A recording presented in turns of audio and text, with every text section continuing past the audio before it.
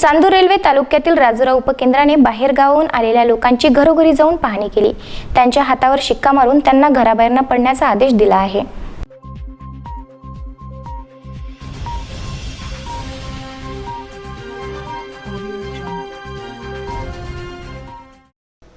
सध्या सर्वत्र कोरोना व्हायरसने हाहाकार केला आहे। त्यामुळे जी लोक पुणे, मुंबई, सुरत यासारख्या ठिकाणी राहत होते त्या ठिकाणी जास्त प्रादुर्भाव असल्याने तेथील लोक आपापल्या गावाला आले आहे।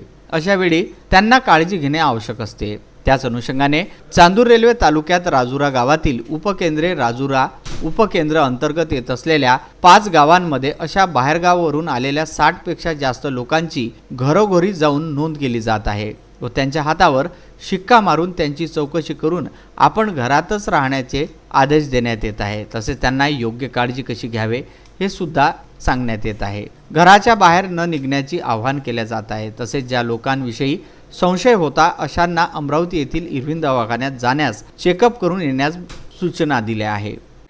तर प्रत्येक गावामध्ये याची एक समिती स्थापन करण्यात आलेली आहे आणि त्या प्रत्येक गावामध्ये समिती सोबत फिरून त्या प्रत्येक घरातील सदस्यांना म्हणजे ज्या ठिकाणी बाहेरून आलेला जो व्यक्ती आहे त्या व्यक्तीला जाऊन आम्ही समजावून सांगितलं की तू 14 दिवस आपल्या घरीच थांबावं, घराच्या बाहेर निघू नये।